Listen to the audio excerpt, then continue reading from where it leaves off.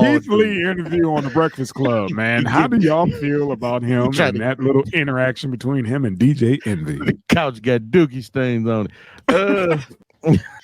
That's how we're gonna break this one in. Okay, all right, let's go, man. Yeah, DJ Envy tried to get a little he sassy. tried to get a little loose with them lips. Somebody gonna knock his ass out one of these days, man. Him and Charlemagne. Right. And I'm surprised it wasn't this guy. He lucky that like MMA fighter, like people that know how to fight, don't lose their shit when it comes to simple things. This dude is MMA fighter? Yeah, bro. I didn't know that. He's a former MMA fighter. Keith Lee is cool. He got his own little hustle. He's doing his thing. He ain't tripping off of Envy. You know, look, it's the pudding. You know, the truth is in Envy's name. That's why him and Rick Ross be going at it. Call him DJ Envious. Well, you know what? That's just what he is. He's a hater. Yeah, he's a hater. And he does. He got a fucking mouth on him, man. Like when I seen Tyrese, I'm like, you nigga. Like Tyrese said, man, y'all. I was watching this video. Said y'all don't know what it took to keep me in that seat. When he said that he thought about boxing my mouth, you know what I'm saying? Like I don't know what the fuck that means, but I know what it sounds like. And, everybody hate Tyrese though. I mean, I can understand it. I want to box Tyrese's mouth, man. But listen, let me say every this, time man. I see him in a movie, like, I get Tyrese though. I get Tyrese. No, I'm a fan. But I get, I get it, man. You know, the brother said he was going through some shit. He was on medication. You know, he copped to everything. Not that he had anybody to cop to, but that's part of being in the spotlight, man. Everybody know your business, and they can sit back and judge. But this brother, back to the topic. This brother Keith Lee seems to not that he's the problem, but he has a lot of issues with a lot of the black restaurants. Mm-hmm. They want him to pretty much go in there and pencil whip the rating. Yeah, and he's like, yeah, I'm not doing that shit. If it's good, it's good. If the service is good, then hey.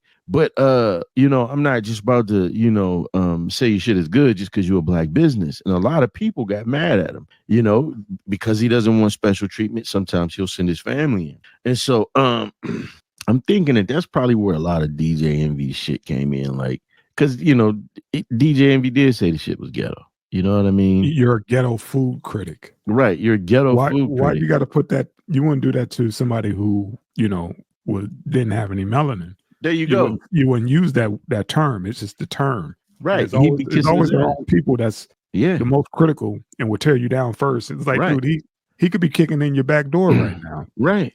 He's sitting in his car, critiquing his food, and he got a buzz. Right. He's making a way for him and his family. Legit. Nobody's talking about him caught up in the Ponzi scheme.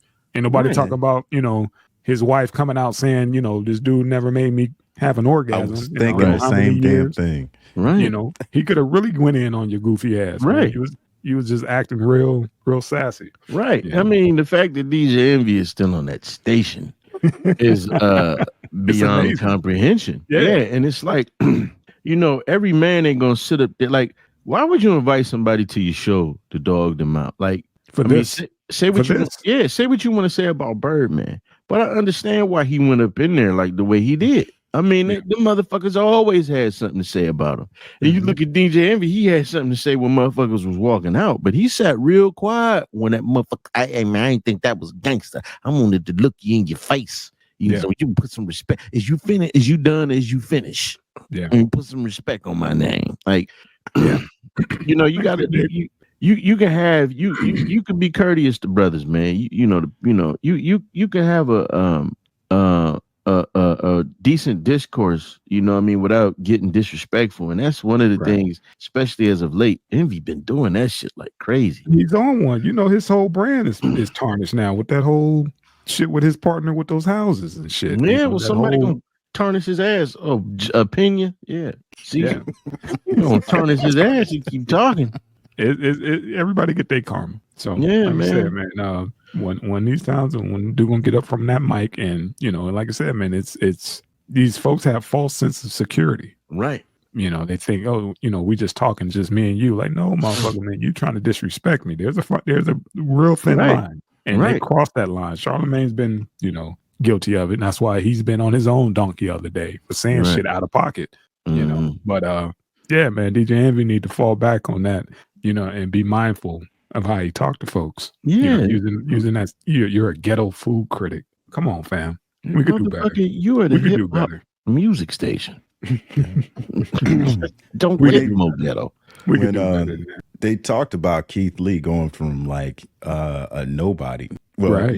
he's just a regular dude. Right. Not saying he a nobody, but from a regular dude to having 15 million followers and being like the #1 food critic There you in go. America within like 9 months. Yeah. 9 months. Starting here, Yeah. blowing up folks going to little mom and pop shops. That's like one dude he said if he didn't stop by and do this review, he was like, I don't know how long I would have survived. I was on my way out. And it just so happened that it was during a convention. He showed up there and he was like, dude, I made more money today than I did in the past 3 months. One day, so See? I said, man, it's stuff like that. And you have cats running around, using the word ghetto Right. in front of your title. And he wasn't even calling himself anything. He was just, if you dig what I'm doing, check it out. I'm just giving a referral. That's it. Wasn't ever stating that he was a food critic. Right. But yeah, Envy, donkey of the day, eat a bag of dicks. Right, man. Right. He probably been on them dicks for a long time. Let it You go. ain't representing the brother. You ain't representing the yellow brothers well, man. No. You out Motherfuckers here. already think we. Acting light skinned. Yeah, man. I hate that shit, man. I hate that shit. But goddamn. Like, come on, Envy. Like, cut that shit envious. out. Yeah, he go with brothers all the time, man. And I'm glad that them cats got on his ass.